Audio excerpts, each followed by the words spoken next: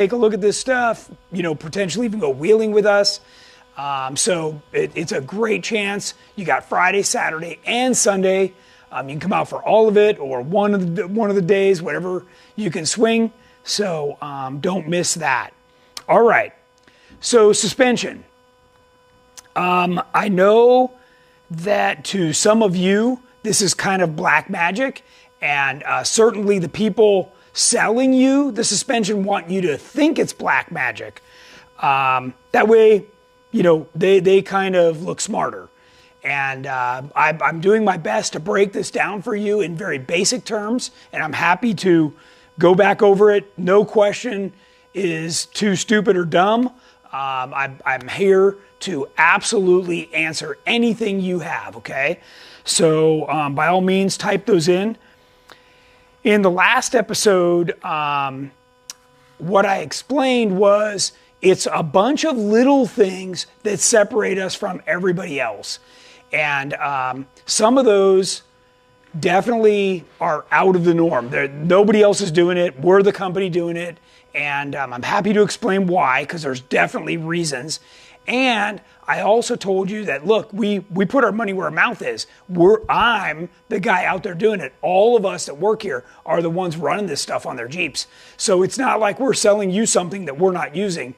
And we offer every single thing we sell, or every single thing we use, we're selling so that you can get the exact same thing.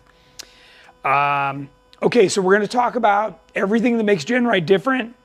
And, the first thing, if you've never met me or don't know anything about me, is it starts with me, right? I'm the one that sets the performance standard, the durability standard, the serviceability standard. I'm the one that's like, nope, this is the way it's got to be. And that comes from years of experience in all kinds of off-roading. And I'm the one that goes out and shock tunes with King and Fox to make sure that these all perform the way we want. And I just want you to know you're talking to the guy right here. Okay, most of the time you don't get that opportunity to talk to somebody like me. And I just want to let you know that that's part of why I do this show. We got a question already. Sure.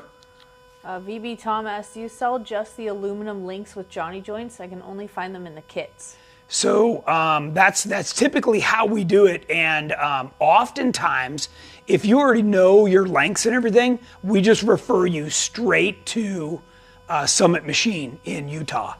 Julene there has a form that you download, you put in your measurements, and then she makes you the links. We happen to stock all of the links for our EXS, our Tracer, and our Elite kits. So if you want to, order them or they're close to what we're already using, then that's fine.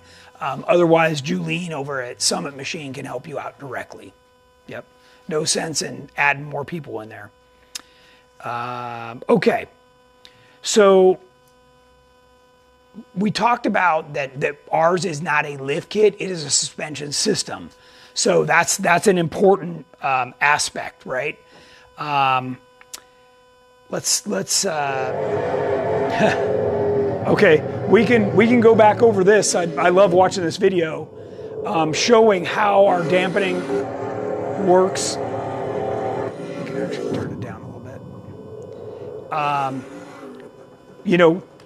And one of the things that I was impressing upon you guys last time was if you can make a suspension work going fast like that, it is going to work great going slow. So it doesn't go the other way. You can't have a slow suspension that work good fast. So that's why we're always proving this side of it. This means every single thing about it has to be right. And by the way, this was shot, I don't know, 8-10 years ago. This is a long time ago. So we've come a long way even since then. So let's see what else we got here. Oh, we were just showing and reinforcing the fact that Jordan's first 4500 car was built with all of our off the shelf Legend kit parts. So that's a great way. Again, we're putting our money where our mouth is and showing you, these are all Johnny joints. These are, Curry axles. The King or Fox shocks, you know, the whole thing, right down to all of our brackets like this that are sitting on the table were on that vehicle. Let's see what this is. So this is backdoor, and backdoor is the measuring stick, the benchmark, if you will, for suspension performance. You know, this is a $500,000 Ultra 4 car that you can see, even with all the money and sticky tires and horsepower, you know, still has a hard time making it up there. And then you take something like my street legal Terremoto on the exact same obstacle, and you can see how the whole thing works as a system. And, you know, that was a couple clicks away from a paved highway. And this second ledge is no joke. So I've seen more people roll there, and, you know, it's making it look too easy, quite honestly. So, yeah. That's, I got a question. Yeah. Why no external shock with the coilover up front? What's the benefit of having one with coilovers versus not? So we talked about that a little bit in this scenario, right? I think this is what you're talking about. So the standard suspension, coil spring and shock. If I'm understanding the question correctly, what that person is asking is about a bigger shock with a coil spring. The reason we get rid of that setup and go straight to a coil over is it's what's called packaging. There's only so much room on the front axle, and I've actually got aftershock here behind us that I can go over and talk about that. That you don't have enough room to work and make everything work properly. Remember, we're also adding additional travel, right, for additional articulation or just travel through the bumps. And the stock setup was only geared around 10, 12 inches absolute max. So we're far exceeding that, and with better quality components. So hopefully I got that question right. And Tim Reynolds asks, would you please explain what the link systems you talk about, 3-link, 4-link, double triangulated, Sure. and how is that different Let's than go. coilovers and long arms? Okay, so here's a good example of 3-link front. So what you have is 2 lower links and 1 upper link that goes to the top of the differential. This, now, we call it 3-link, but there's actually a track bar there too. And you can see the track bar is super long. We actually match the track bar with the drag link to make sure that there's no bump steer. And that's done in a way where we extend the mount over on the axle side and we extend the mount over on the frame side to make sure that those are long enough. And that is one of our secrets on how we make that front end work. And having the rollback cover, like we've talked about a bunch, allows all of this to compress at full bump and have room for everything that needs to be there. So the packaging that I just talked about with a coil spring is very difficult, and we end up putting the bump stops up on top of the axle. You've got the track bar mount. There's no there's no room for the standard coil spring anymore. Let me see if I've got another view of this. Here we go. Okay, so here you can see the 3-link front with the track bar mounts on the axle of that rollback diff cover like I was talking about. And then you can see the triangulated 4-link rear where we eliminate the rear track bar, okay? So by doing that, the rear has a bunch more flex. We're taking away all the bind out of the suspension, and things aren't fighting each other, and you don't get the rear, you don't realize it until you drive something like this. There's actually a little bit of movement in the rear as the rear end goes up and down from the track bar, the stock track bar. So once you get rid of that, and I'm not talking about, you know, that you upgraded to some aftermarket junk. I'm talking about get rid of it. It's got to be a 4-link. And you can choose a single triangulated 4-link like this or a double triangulated 4-link. We offer both. And this particular picture is our Legend kit. And this also offers a double triangulated with, and this is more of a builder's kit, right? So now if you don't have Curry axles, this is the kit that you're gonna want. If this happens to be our new EXS, and all of our kits, whether it's the Tracer, the EXS, the Elite, they all use the exact same Curry axles. So we've figured out through all of the CAD models that those allow us the most to work with, and we can really maximize everything that's there for suspension. So, you know, you're just getting really top quality. So for a little bit of extra money, you're gonna get the best. And did that answer that person's question, I hope? Yeah, and then he also added that people are running triple bypass with coilovers, not just standard coil. Okay. So so that's going to be another one of the things that I don't fall into that trap, okay? So I'm not going to sell you guys on buzzwords. I think that's BS. Again, what I'm offering to you is exactly the same thing I run. And what I run is internal bypass. That is the best. Triple bypass is noisy and it's not what you need. It's just a buzzword, and these manufacturers are quick to offer it. And you know, people are paying the extra money, and it's not what you need. So you know, a bypass shock like that was designed for a race car that is going to different tracks or environments where the surface conditions are changing, the tire size.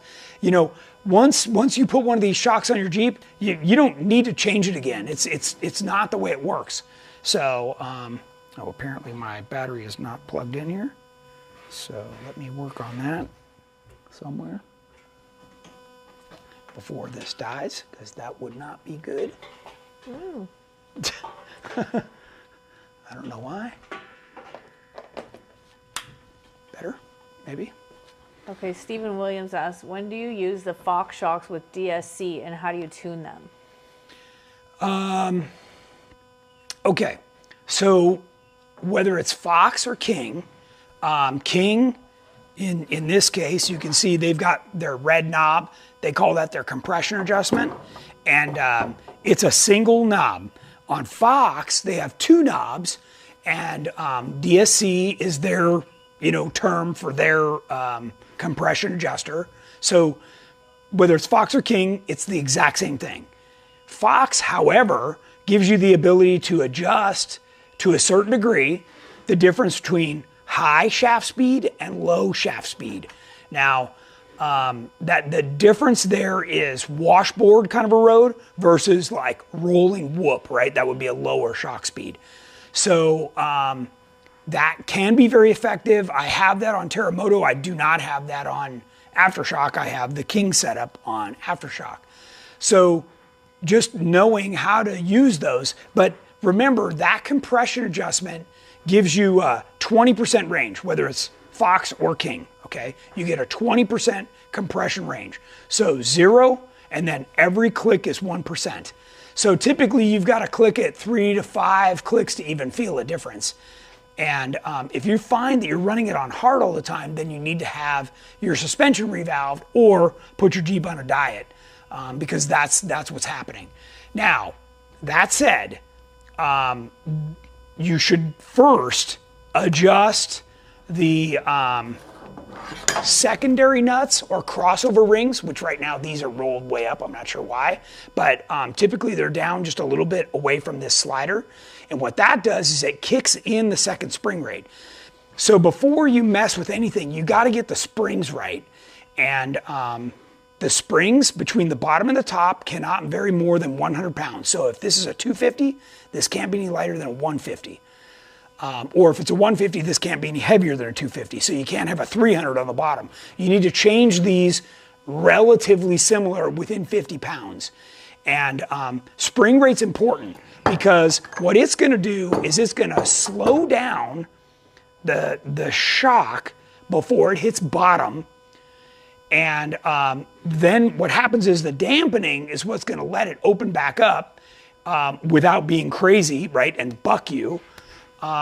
So that's the part. And honestly, I think it's pretty simple. I know people get completely spun out about this, about how it's too mind twisting.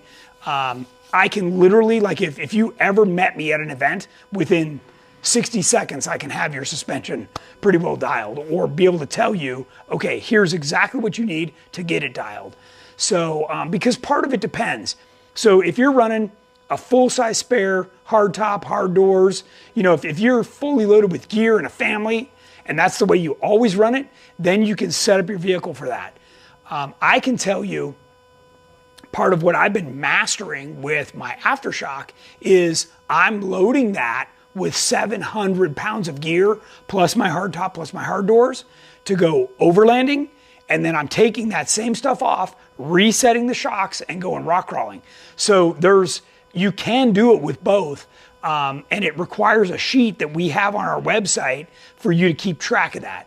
So you can download it for free, and it's real easy. And I know it's in here somewhere. So what other questions have you got?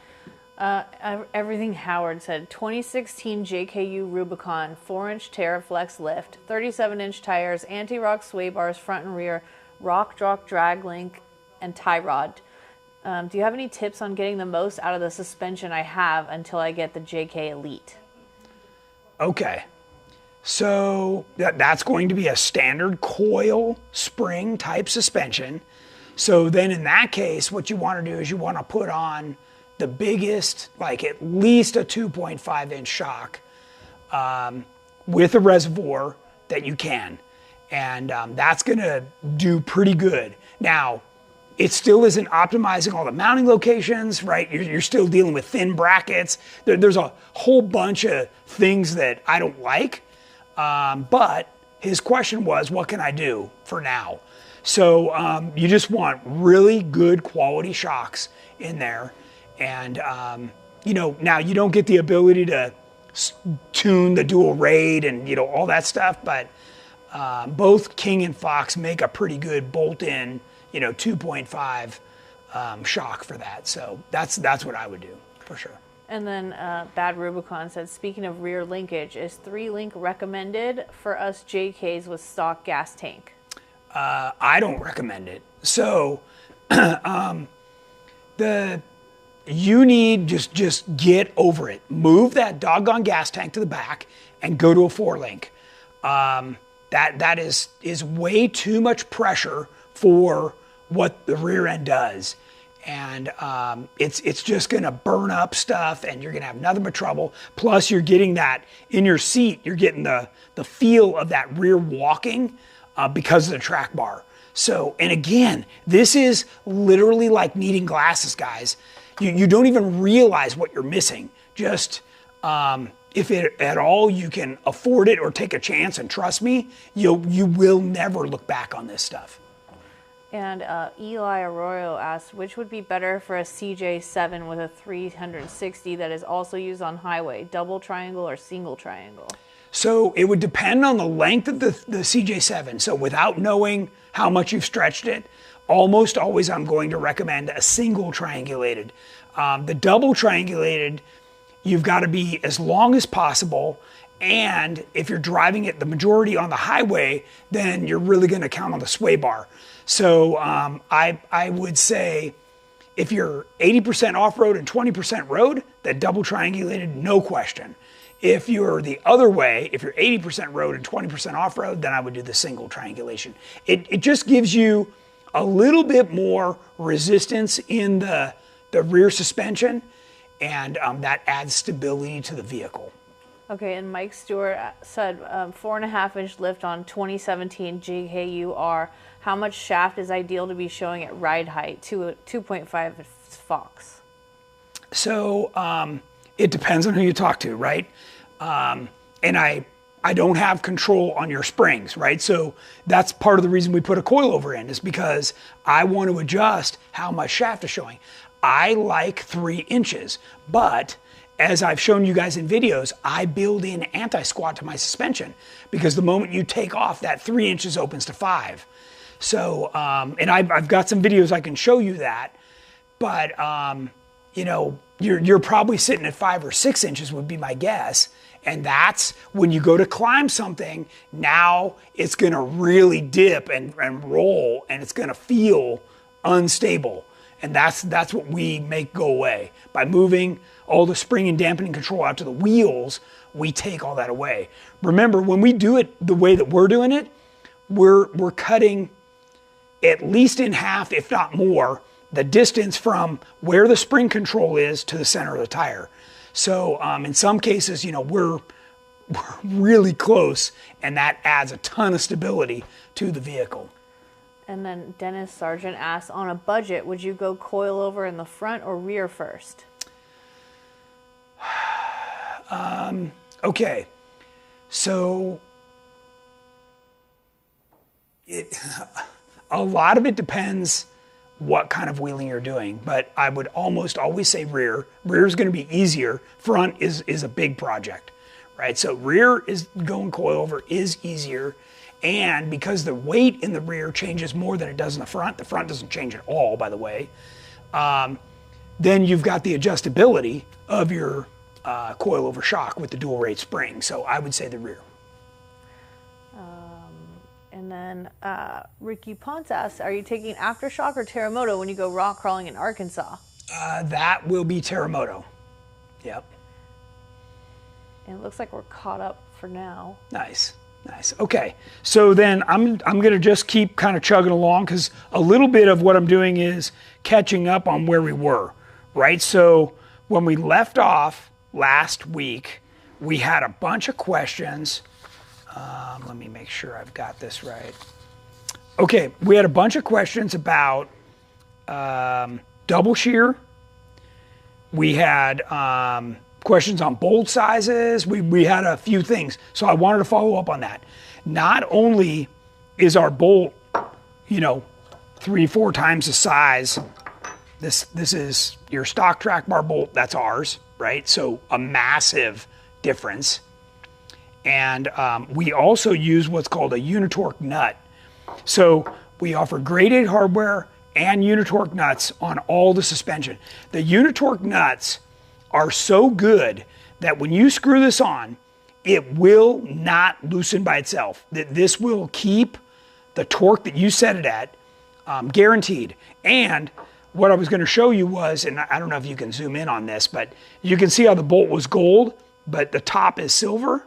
That's what happens when you take the nut off. It actually takes part of the thread. It's locked into the thread, and it will literally take metal with it. And you need to replace the bolt when you do this. You throw the bolt and nut away, and you get a brand new one. But I'm telling you, that is the answer. And we've run these on our race cars, on our Jeeps. This is absolutely proven. And you know what bugged me as a consumer? Because remember, I was just like you at one time. You know, when you're getting cheap grade 5 hardware and nylock nuts, my cost on this stuff is like $1 more. I mean, come on. At the manufacturer's level, spend another frickin' $1. So that kind of stuff just bugs the crap out of me. And that's what I was telling you guys before, is I'm offering you a complete solution. That's why we sell it as a system. If you want to part it out, you know, and Frankenstein together, I get it. Everybody's got a different financial situation and what they can afford. Just work toward, you know, what I'm showing you. More questions? Question. What's that? Off topic. Sure. For the Raceline Avenger bead locks, what is the taper, 60 degree or 90 degree for the lug nuts, 5/8 18 studs? Oh, I think it's 60 degree. I can double check one of my lugs after and confirm. I'll put it in the questions after the show. Is Terremoto moving up to 42-inch tires? As soon as they're available, it sure is. Okay, and then 2006 LJ, what width rear axle is needed to fit coilovers without having to French the towers into the frame? Okay, so the towers always get Frenched in the frame. So this would be the same, right? The towers get Frenched in, and we use a 70-inch wide from mounting surface to mounting surface axle. And that will allow you to run up to a 2.5 inch shock with a 4 5/8 backspace wheel. Okay, and that's what's really important. You want that backspace wheel. In the last show, we talked about scrub radius a little bit. I can cover that again. Scrub radius is the amount that when you turn, that the tire is scrubbing to turn. So ideally what you want is when you turn, the tire is on the same axis and leaving a very small patch on the ground. If the tire does this, then what's happening is you're breaking traction. And every time you break traction, the vehicle becomes unstable. And you know, you're back on 3-wheel drive for some moment in time, which may mean you slide off your line. So yeah, but 70 is what we consider to be the magic number. If you go much wider, then the whole tire is sticking outside the body, and that's never good. So off-topic question. Sure. Since you're a big fan of Mickey Thompson tires, how do you get them to balance easier like other brands? Well, that's a good question, because I've got 4 on Aftershock that I just drove 2,000 miles that all I did was slap them on and go. And this is my second set of these, so I've never balanced a single one. And I don't, even all of our people that work here have Mickey Thompsons and nobody's balanced them. So I'm kind of surprised that they're not balanced. I guess there's a small chance you got a bad tire or something, but for the most part, they're perfectly fine. And regarding the steering links for a mostly daily driven TJ, what is the life expectancy of the FK Heim joints in rainy environments versus heavy duty tie rod ends?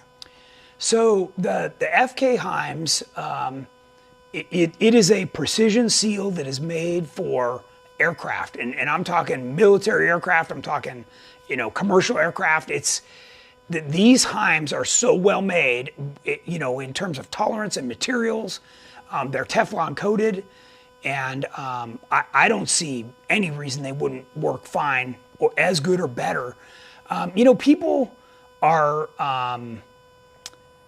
they have a little bit of false security with the tie rod end. One is that little rubber boot on there. They think that that's somehow sealed.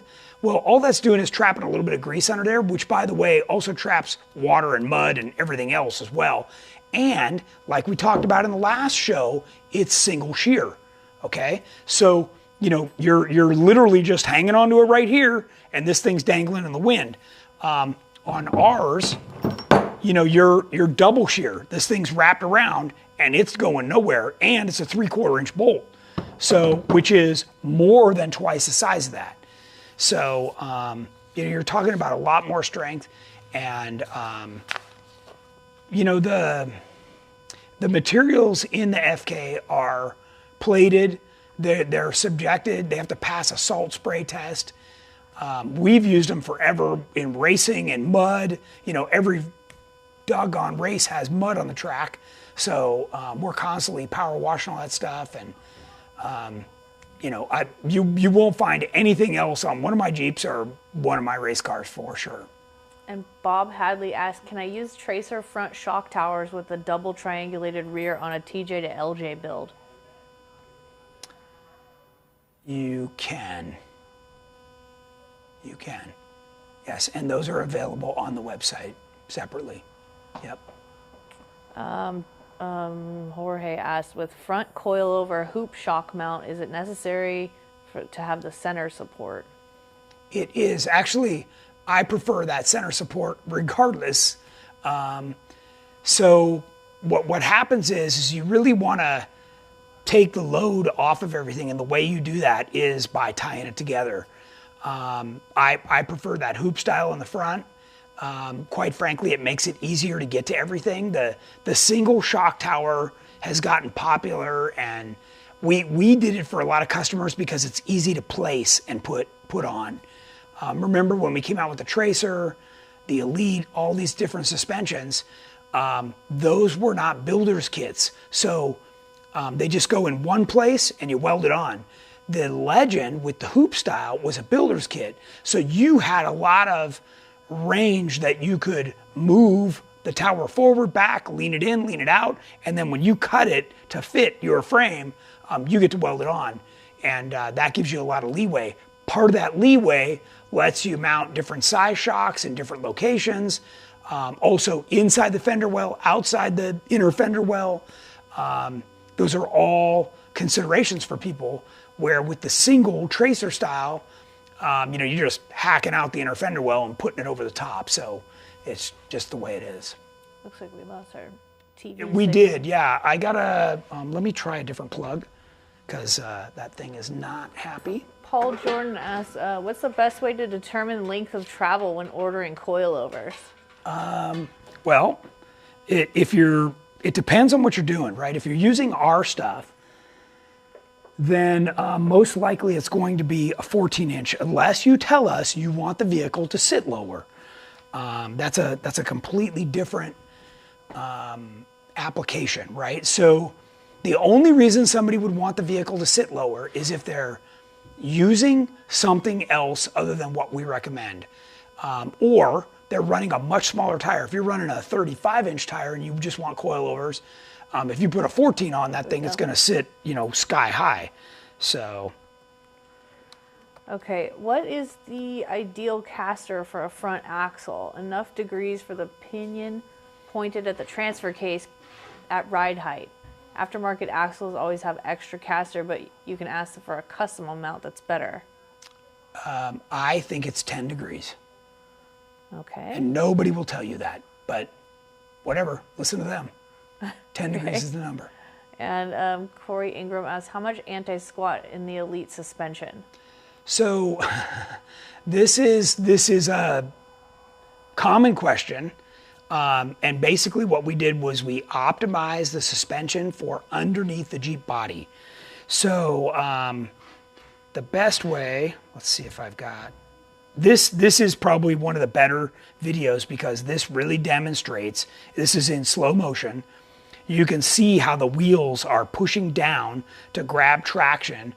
And frankly, I think we've nailed it. It's absolutely ideal. That's full speed and then it slows down for a second. But, everyone wants Terremoto to be yellow again. Yeah. So to me, a lot of it is about dampening control, about how it feels. Remember, Terremoto has no sway bar. That's how, when we moved everything out to the wheels, how good it is that you can get everything dialed like that, and that's just amazing to me. So and that's completely flat belly. The drive shafts are tucked up 2 inches beyond the lower links, so it's pretty ideal. So. Do you sell full suspensions for Jeep TJs? So if you're doing that right now, what we would recommend is the Legend kit. Yeah, we don't have a bolt-in kit anymore for those. If there's plenty on the market, you could check with Curry, would be one of the better ones, but beyond that, I really can't recommend anybody. Okay, so Mark said Overland Bug. You probably covered this, but 2 questions. I'm doing a no-lift build on my LJ, but I want to level the front. And I think Andrew did this on pay dirt, but not sure how. Okay, so what you would do is you would level the front with, let me go back, with something that looks like this. So they make these in smaller increments, and you can put them in under the spring, and that'll help level the thing out. You can get them with or without shocks. Like this happens to be a JK kit right here, but this works great. And then, just like this Jeep, we put our fenders on. So this has an 1 3/4 lift running 35-inch tires with our fenders, right? Because the factory fender is 4 inches thick. So when you get rid of the factory fenders, all of a sudden, the thing looks like it's got a 4-inch lift in it when it really only has an 1 3/4. What's important to know here is that vehicle drives exactly the same as stock, where most of the time, by the time you put a 3 or 4-inch lift in a vehicle, now its roadworthiness has become, a handful. And because now you need to also change the drive shafts and the steering and the brake lines, and what most people are after is just a little bit more ground clearance under the axles and drivability. And that's where you get it from something like this. And then he also asked, and rocker panels, I'm in a wheelchair and I need to be able to get as close to the rocker panels so I can get in the Jeep. Can you omit the rock rail step on the boat side rocker guards? No, that step is actually on there to act like a truss, and it reinforces the side so that if you really bang into something, it can't just cave in. Although the 3/16 steel is pretty strong, you'd be surprised how much you can bury a vehicle into there and damage that. So, yeah, no, that would have to be something that you get them and cut off yourself. Okay, and then Adam Carpenter said, Yeah. building a tracer, what backspacing do I need if I run 42-inch crawlers? Still 4.5 inches? Yeah, you could, I don't know what size shock you're running and how much up travel you have based on the axles you have, but, it might be as little as 4 inches, but it could be as much as 4.5, yeah. Yep, because Kelly's actually running like 4 3/4 with 42s, but they're forge wheels, everything, we set it up, right, so it's dialed. And then someone asked, does the cost of EXS for the JL include axles? So it depends on how you're looking at it. So let me find where we've got, put a bunch of different images in here. Okay, so there's the EXS frame. So you can buy this several different ways. You can buy it as a roller like this. So when you buy it as a roller, that includes tires, wheels, shocks, bumps, gas tank. It's plumbed. It's literally ready for you to drop in your engine and transmission and get this thing going. So yeah, you would need to call in and talk to Andrew and determine what level you want to buy it from us. So, but EXS is awesome. 2-door, 8-inch stretch corners. Bring back the 2-door or LJ kit. That would be amazing. Is there an LJ kit for JK 2-door just like the TJ? Yeah, so I believe we still have corner blanks for that. So you can buy those and cut the wheel well wherever you want. You just have to call in. That is a builder's kit. So just be prepared. That is not a bolt-on item. It requires some fab. Yep. What else you got? He just added that it's a full tracer build with Curry's. The question about the 42-inch crawlers, still 4.5-inch backspacing. Yeah, that should be fine. Okay. That's basically what Kelly's got. So, which is in here. There he is. Yeah. So he's running 42s. And in this picture, he had MTRs, but now he's got Maxxis Treps. So works great. I actually Is it Silver Surfer? took this Jeep, yep, Silver Surfer, and shock tuned it myself with King, and it works great. So, and we disconnected the sway bar on this, and as soon as we did that, it works better. You can actually see the arms missing. We just took it off. So, We're all caught up. okay. So let's go back. I just saw that this is that sheet. So this form you can download off of our website in the Tech Talk section. There's actually, I don't know, a dozen forms in there. This happens to be one of them. And if you fill this out, it's going to have it where it's sitting on the ground at ride height and then fully extended. Fill this out. If you fax or email this over to me, I can look at this and tell you exactly what you need on your vehicle. Now remember, when you change the front or the back, it's going to affect the other. So you just have to be prepared for that.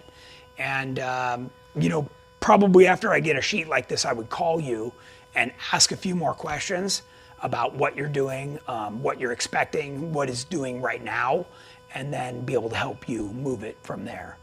So I almost always, it's a few small changes to the settings and the customer drives away, impressed. So What do you think about 2.0 versus 2.5 coilovers? So you're going to like this. So the very first time I went down to King, now keep in mind, this is 20 years ago. I was running 2.0s. I was interested to find out how to get some better performance. And I was talking to the owner, and he told me, Tony, I don't even consider a 2.0 a real shock. That is literally a damper. And a 2.5 is where the piston gets big enough that they can actually turn it into what they call a real shock. So I would always push for a 2.5. And each time you change, so whether you go from 2.0 to 2.5 or 2.5 to 3.0, you're getting about a 65, 66% increase in dampening control. So each time you do that, it's a massive amount. And, you know, not to mention from stock, those are just junk. So, you know, you're talking about a big difference in dampening control. So provided you have the space and your tire's not burying into the shock, yeah, I'd run a 2.5 all day long. And I'm a huge fan of the IBP. I think that was in here someplace. Right. Well, actually, let's watch this video for a second because I'm running IBPs and you can see the level of dampening control. There's no bounce, there's no nothing. I mean, that's absolutely ideal. There's the IBP. Okay, so in King, it's always marked with this gold band. And what the IBP does is it acts just like an additional hydraulic bump stop. It only dampens right in the last inch or two. And what that does is it allows you to run a lighter spring rate, but have the full dampening control right when you need it, and then bop the axle back down and keep it in contact with the ground. So that's a big difference. And the fast video I showed you guys earlier of Terremoto, let's go back there. This, right now, I'm running 3-inch IBPs on it. And back, when I first built it, it was 2.5s IBPs. And where's that video? And I want you to watch. If you watch carefully, I'm barely even hitting the bump stop, the hydraulic bump stop we were talking about. Now, granted, you know, you may never go this fast, but see the bump stop right there? It's barely being touched. The shock is actually doing all the work. And I can try.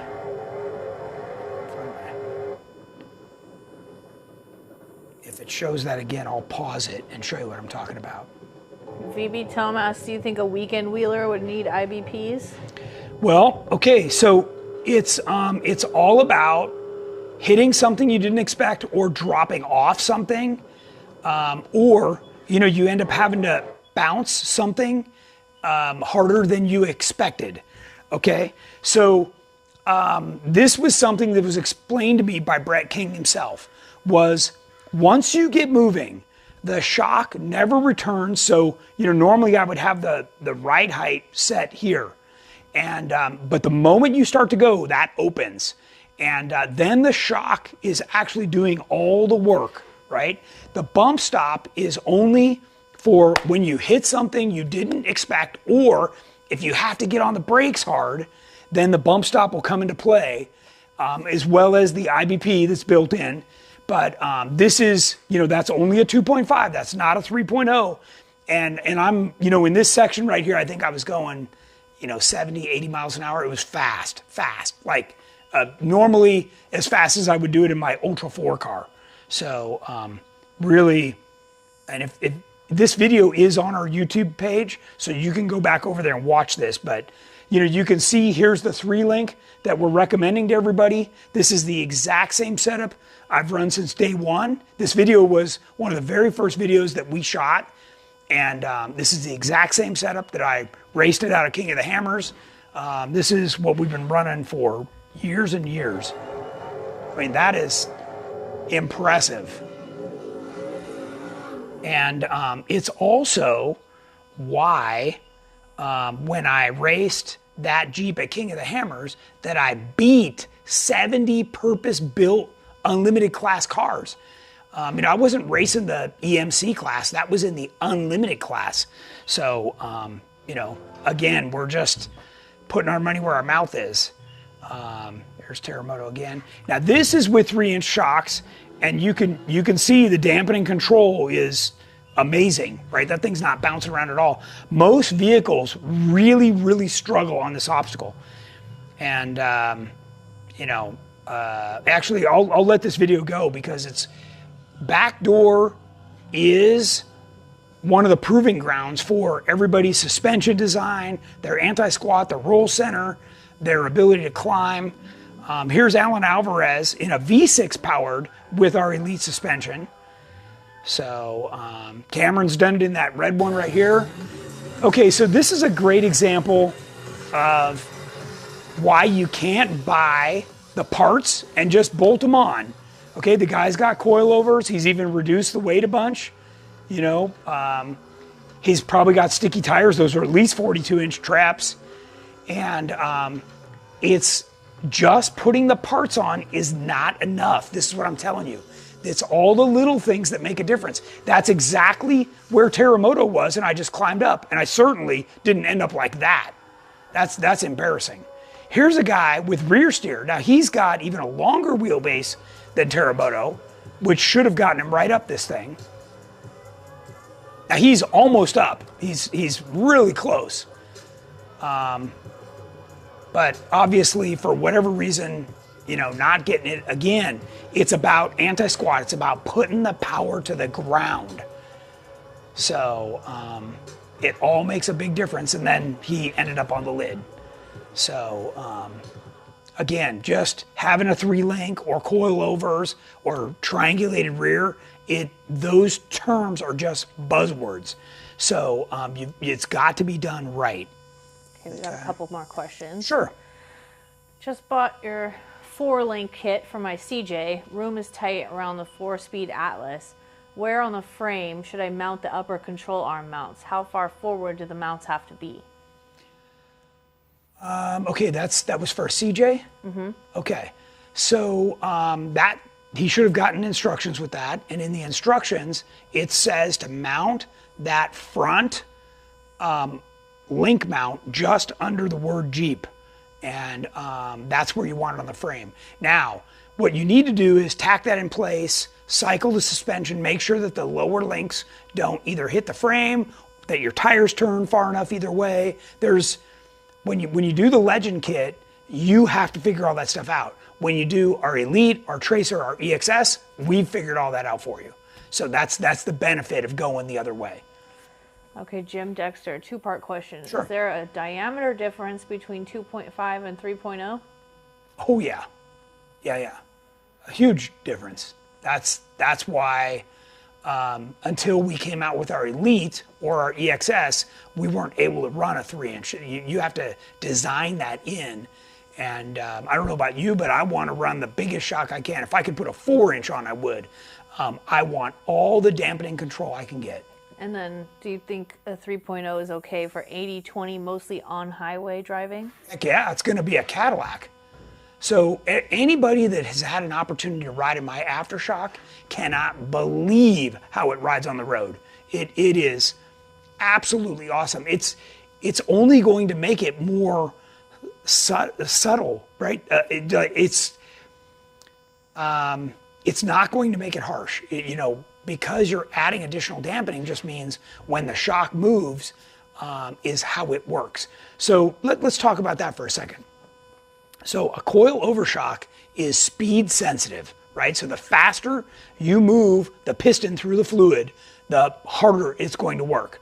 If you slow it down, and I'll give you an example, the next time you're somewhere, and this also applies to the regular shock. If you just roll through bumps, what'll happen is it'll blow through all the travel you have, right? And you'll be hitting the bottom out pads. a bypass shock is stroke sensitive, right? So that's why I'm talking about the internal bypass, because when it gets toward the end, it's slowing down and it won't let you just bottom out.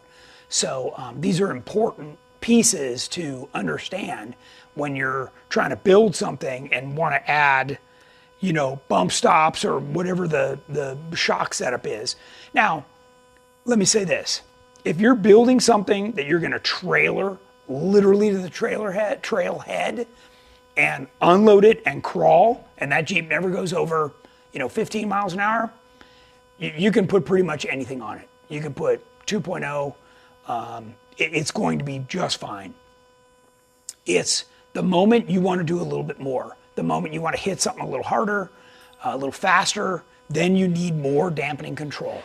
And that's what's going to make the difference. So. Okay, Adam Carpenter says, you mentioned Silver Surfer runs better without the sway bar, so do you recommend not installing one? Yeah, so, okay, as a general statement, I cannot tell you not to run a sway bar, okay? I don't run one on Terremoto, Kelly doesn't run one on Silver Surfer, and here's why. A sway bar is fighting your articulation, right? So when one wheel moves, it's pulling the other wheel. And, you know, Jen just got to experience this while we were in Sand Hollow this last weekend, because I had my sway bar on aftershock, and every time you hit something, you get the counter reaction. It's what I call sway bar whiplash. You know, it's fighting back and forth, and I hate that. I want my vehicle to walk through the trail, and I want all the suspension doing the work, and I want the body to stay the same.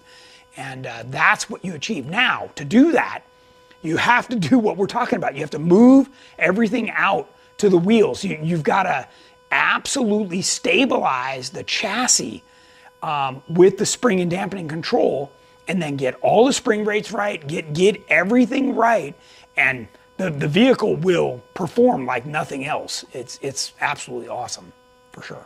Okay, 392 Jeeper said, you mentioned last week the only way to raise axles is larger tires. How about portals? You get axle height and gear reduction that will also reduce stress on the drivetrain? So I'm not a fan of the portals on a solid axle vehicle. You know, something like Jordan's race car, that's completely different. On a solid axle vehicle, what happens is you can only push the axle up so high before the rest of the vehicle starts to go up. So to run a portal, to keep the vehicle at what I would call regular ride height, you're gonna have zero up travel. So then you gotta stick 3 inches. 3 inches is kind of the minimum, like just to even drive around on the street. And then you're gonna be hitting the bumps all the time. Every single person I know that has went down that road comes back to me and says, Tony, you were right. I can't get this thing to sit how I want. When I do, it's slamming the bumps, and you know, I ended up getting rid of them. So yeah, I don't think that's the answer, unless you're absolutely rock crawling. Again, you know, if you look at a competition rock crawler, those guys are running portals, you know, but they're also on 42s, and it's a single seat, and the thing weighs 2,500 pounds. So just depends on what you're building. If you're talking about a Jeep, no way. He also asks, what would you do to a 2023 392 XR stock 35-inch tires if wanting to clear 37-inch tires off-road but still maintain factory street drivability? Okay, so in that case, all you need to do is put our fenders on. You don't have to do a darn thing to that thing, and 37s will go right on it. Cool. Yep. And then Joe and Kim's asked, your thoughts on front dual shock systems with bypass shocks and coilover? Yeah, so there's no room. Let's spin around and look at aftershock right here. I got a couple of lights. Let's actually look at this side, okay? This will be the better of the two sides. And out of the way. Okay, so here's what we've got. Can they see pretty good? Mm-hmm. You've got your track bar mount right here. When this wheel turns all the way, this drag link comes all the way over to this bolt, okay? You've got your bump stop, which needs to be as close to the center of the axle as possible. Then you've got your shock. There's there's no room in here for a second shock. It doesn't fit. And what would happen is if I tried to stuff a second shock in here, all I'm doing is making a bad choice. So what a lot of guys do is they'll give you a coilover and a bypass, but they put a tiny 2-inch coilover, and instead of a bump stop, they put a small, like 2.5-inch bypass. And that setup isn't as good as one 3-inch coilover with internal bypass. This is the best setup. This goes back to, I don't know how long you guys have been watching the Tech Talk program, but I can run anything I want, anything. These manufacturers will give it to me, okay? I want to run the best thing. I want my Jeeps, my parts, I want everything I do to perform the best that it absolutely can. This is it. What you see me running is it. There is no better. So that's all I can say, is it does not exist. And I'll put that up against anybody because this is the real setup, for sure. Yep. What else you got? Tony's the greatest of all time, giving all the free knowledge. I don't know about that. I'm just sharing what I know for whatever that's worth. So. Alan, everybody's agreeing about no sway bar in the rear. Yeah, it just fights you. It's Rick Harrington says no sway bar. I run my 3.0s at 100 miles per hour on the road or in a lake bed or trail and totally in control. Steers with one hand. Yep. Yep. Now, I wouldn't recommend that you get right behind the wheel and go 100 at first. You need to get used to it. So, yep. Yeah, thanks. Yep. Any more questions while we're over here at Aftershock? About steering, about suspension, placement? There's physically no room. I mean, I don't know if how well they can see what I'm talking about, but there just isn't. You just can't get anything else in here and keep the track bar where it needs to be. If you want to shorten the track bar, you could, but then you get in bump steer, and that's no good. So, and a hydraulic bump is way better than a bypass shock and a coilover. So this is a much better system. Remember, this shock has 66% more dampening control than a 2.5 bypass. Then I'm adding a bump stop, a hydraulic bump stop on top of that. This is a tremendous amount of dampening control. And a bump stop, so when you bottom out, the energy that it soaks up, it's a 700-pound spring rate. It slows back down the rebound so the vehicle doesn't buck or do something out of control. This is a whole system. It's so well engineered and well thought out and then tested to show you guys. Could you forego a bump stop if I have an IBP? No. Nope. They can see comment about the big bolt. So you can see the big bolt there. But remember, even this 3-inch IBP shock only has a 1/2-inch bolt at either end, okay?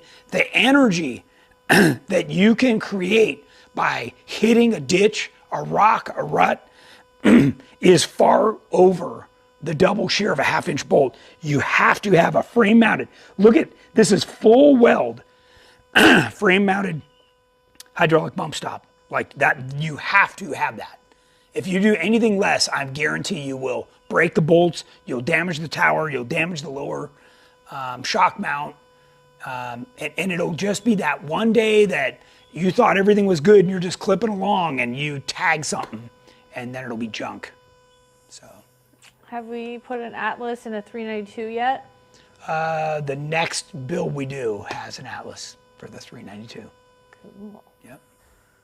Tom Nagley said Aftershock as well as Terremoto is why I'm going EXS on my 392. Yeah, and actually this just got cleaned up. It was a disaster after coming back from Overland Expo where we had to camp in the mud.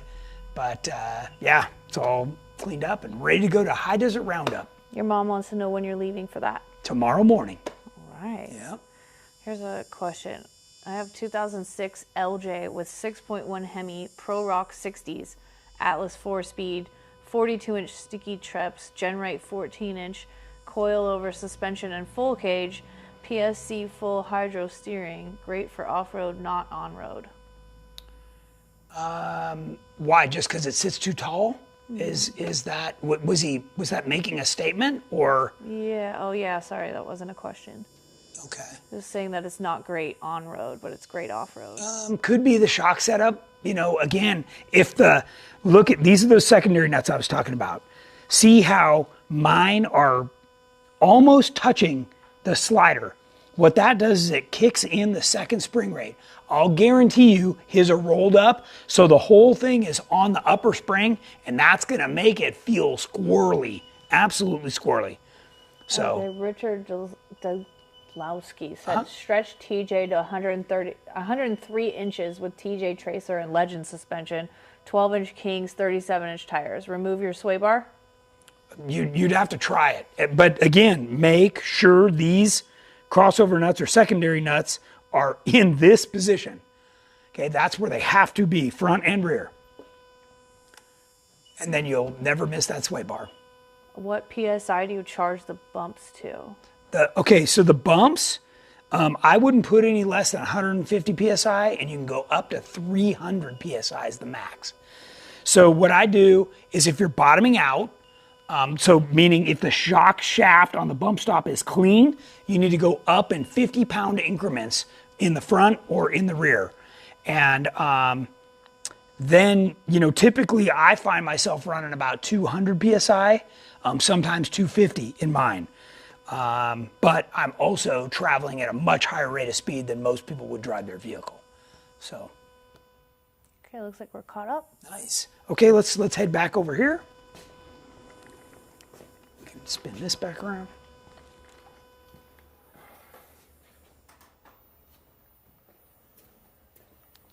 All right. So let me see if I had anything else that I wanted to talk about, because we're just about done. I've got time for a few more questions, but let's do a recap on our, you know, why GenRight, right?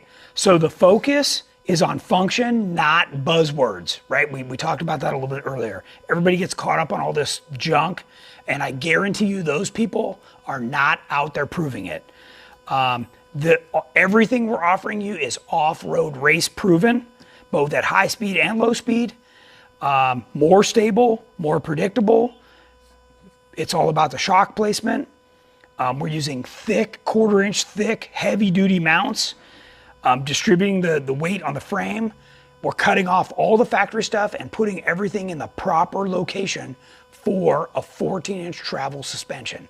Okay, that's very important. You can only do so much with all those stock bracket locations. And quite frankly, they're thin and they just need to go. And the day that you get over that will be a good day. We focus on scrub radius, geometry, and geometry for most people is just a term. For us, it really is the arm length, the link position, the scrub radius, the rear steer, the anti-squat, the roll center, how the vehicle drives both on and off-road. That one picture, let me get over there.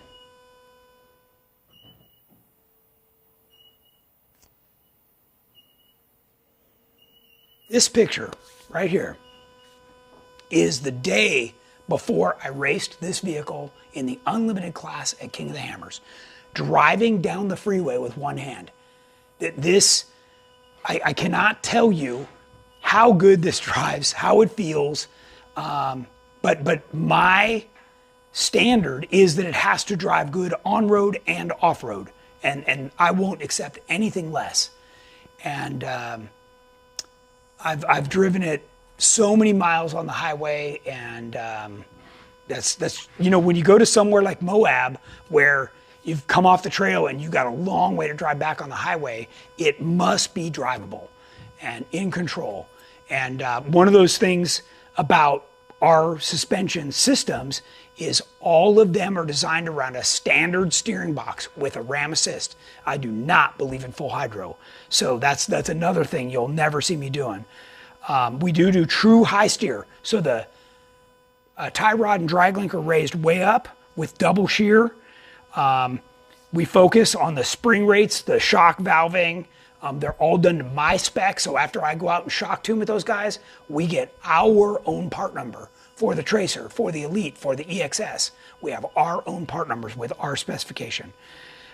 If we run a sway bar, it is in the rear only. We never put one in the front. There's too much going on. We run a low center of gravity. So if you think about this, let's take a JK or a JL, for instance, with the gas tank that they put in the middle. That gas tank hangs down 3 inches. So just by moving that up flat like we do, to get the same breakover that I have on that Jeep right there, you'd have to run a 46-inch tire. Because remember, you only get half the tire diameter, at the bottom, right, to give you that same breakover. So if you now run a 46-inch tire, that means you have bigger axles. It's going to sit higher, right? The thing's going to be a beast. It's going to look like a monster truck. It's going to be totally unstable, or it's going to be so darn wide it doesn't even fit on the trail anymore. Look, you don't need to do that. This is the setup. 40-inch tire with all the breakover you want, completely flat belly. The drive shafts are tucked up. The links protect everything. It is absolutely awesome. And we had a picture in here where it showed... that's the double triangulated. Let's go back. So I saw one where it was from the side, and it might have been this one, where you can see the link right there. Well, the drive shaft is 2 inches above that. So you can't hit the drive shaft. We're running high pinion axles. There might have even been another one here. But here's a great example where you can see that drive shaft's tucked way up out of the way. And all genuine Johnny joints, which is a huge thing. That's the real deal for sure. All the steering brackets, the Legend kits, right? Okay, Jim Dexter says, when building Legend suspension up front, what is a good starting point for mounting 2.5 or 3.0 brackets on the axles with a 4.5-inch backspace for 40-inch tires? So what you have to do is... once you, on the Legend kit, it mounts the lower shock mount on the C of the knuckle. So you've got to get that in the right location. Then you want to put the shock up, establish the ride height you want. And these towers should be right up underneath the hood. They're going to be pretty up in there, right? And then what you want to do is put your tire and wheel on and turn it and make sure that at full turn, they're just touching the control arm. You got to cycle all this stuff and really check that out. Then what you want to do is articulate the axle like it's doing right now, right? And the tire, as it comes up and you turn it, you make sure that it's not getting into the fender or the shock at the top. And then do it the other way and turn it and make sure that it clears there too. Again, on the Tracer, on the Elite, and on the EXS, we've done all that for you. But on the Legend, that's up to you to cycle all that and make sure everything clears. Okay, from a stock JL Sport, roughly how much would all this cost, assuming average shop labor rates? Really want to start saving all the cash for this and do the build right the first time. Yeah, that's the right answer, or the right question. So JL, right, you're going to be into EXS. So I would recommend that you call in, because there is some things that we need to know about your particular build. But essentially you could buy a roller like this, or you could just drop off your whole Jeep and we finish it for you. But the suspension part of it is one thing, right? So then, are you having us add a cage? Are we doing fenders? Are we doing bumpers? Or is it just, suspension only? The way we sell it like this is going to be tires, wheels, it'll be 40-inch tires. We give you a few different wheel choices. It'll already have the Ram Assist steering on it. It'll have all the brake lines, all the fuel lines, everything will be done to tanks in there, the flat belly. So then it would be up to you to put your engine, transmission, and transfer case in, make the drive shafts, and do the exhaust. So that would be some of the factors. And, for a lot of our customers, they do a V8. Once they get to this point, they're just doing an LS and going all the way. But you know, it's not cheap. Let me give you some ideas. Axles alone are $20,000. Then you've got another $6,000-7,000 in tires and wheels. You've got $4,000 in steering. You've got a couple $1,000 gas tank. You've got $12,000-15,000 in shocks, depending on if you go with IBPs. You know, you can see that adds up fast, and the kit is, you know, not that much in the scheme of things. So let me explain it like this. If you take this suspension kit and you remove the gas tank and the shocks, the bracket kit is exactly the same price as a TerraFlex.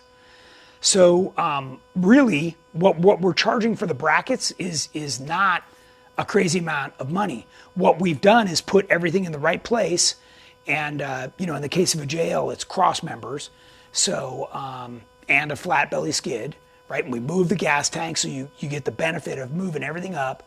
And by the way, that gas tank's 26 gallons, so you've got 6 extra gallons than you did stock.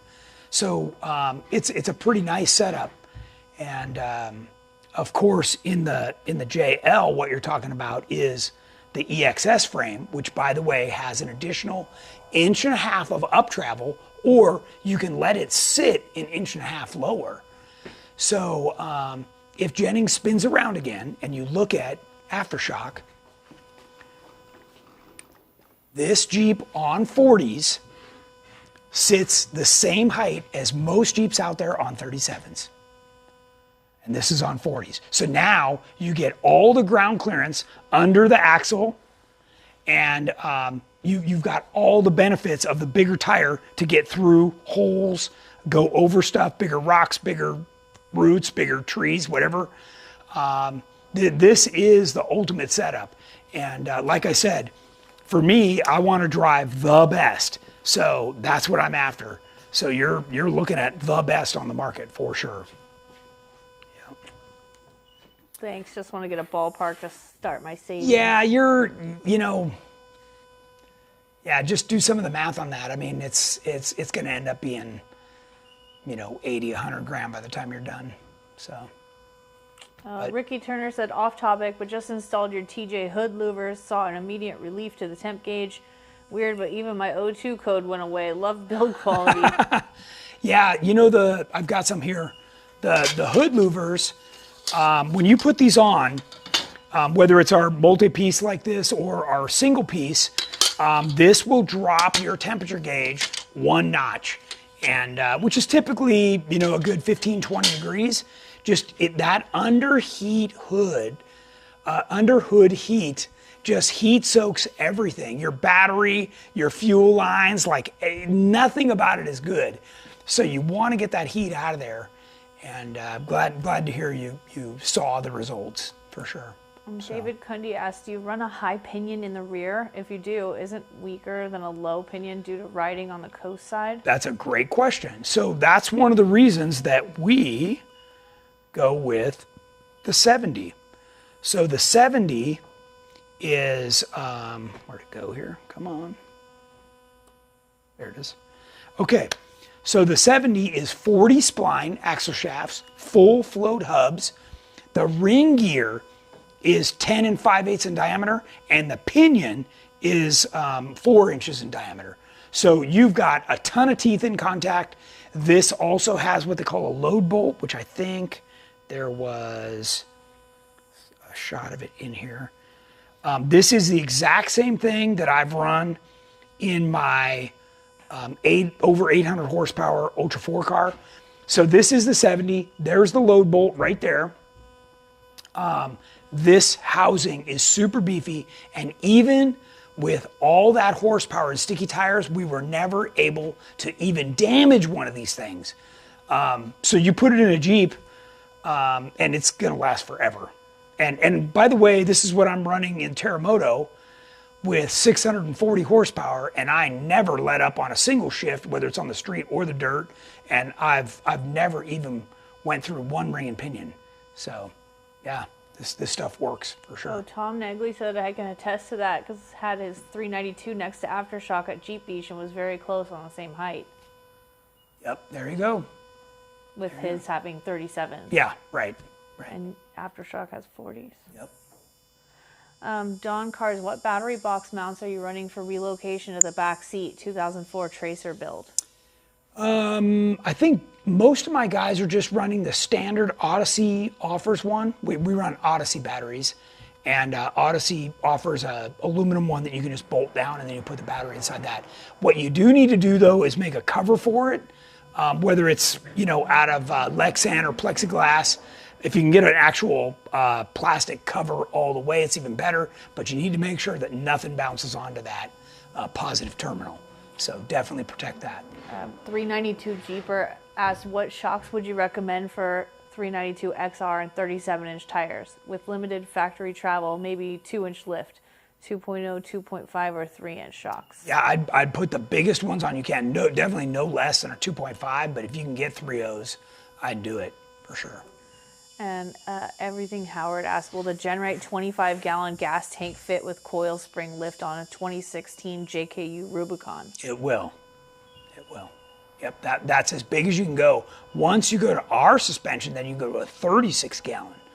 So, yeah.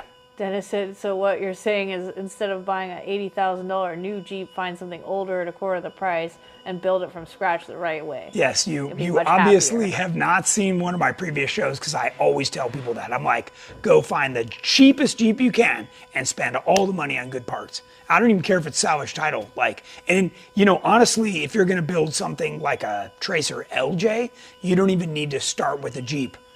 We can get you a frame. You can get an Aqualoo tub, and because by the time we strip it all down, there's nothing left from a factory LJ. So you don't even need a Jeep, honestly. 392 XR, would you adjust factory steering valving to improve steering and add cooler for 37-inch tires? Yes, absolutely. In fact, if you ever air down that tire and you're at somewhere like Moab where there's a ton of traction, you're not going to be able to steer. So, yeah, that's why I'm a big believer in Ram Assist. By the way, Ram Assist is also a backup where if you break something, you can get off the trail. I thought there was a... Do we need a part 3? Well, how are we doing on questions? We're all caught up. We're all caught up? Okay. So, here's a great example. Maybe you can zoom in on this, of that rollback cover. And, basically the reason we use the Curry axle is because when it goes up, you've got room for the track bar, the steering, for everything that's in there. And I want to point out one more thing, since everybody seems to be paying attention. Look at how my Ram is mounted. This side is mounted to the differential, and this side is mounted on this very short end with welded on tabs. And you know why that is? Because this short end can't flex. When you flip this Ram around, which is where all the bolt-on kits put it, where it mounts here, and then it's pushing on the middle of the tie rod, guess what's the weakest part? The middle, and it's gonna flex. Oh, and by the way, they don't weld the tabs on, they put one of those dorky clamps on, because it's easy. Well, guys, if the install's that easy, it's probably not gonna work out very well out on the trail. So just mark my words on that. Okay, that's the right setup, and we've proven it year after year. Tons of builds out of here. All of our own vehicles are set up like this, and the flat belly right there, this is the ideal setup. So, all right, I know it's not always what everybody wants to hear, but it's the truth, and it works. So, okay. All right, well, if you don't have any other questions, I'm gonna go ahead and wrap it up. All right, we're headed to HDR tomorrow, and I hope everybody has a great Memorial Day weekend. Oh, by the way, we're offering free shipping starting tomorrow all the way through Tuesday, so you can save about 15% by getting the free shipping on all the GenRight parts you want to order. So have a great weekend. See you next Wednesday.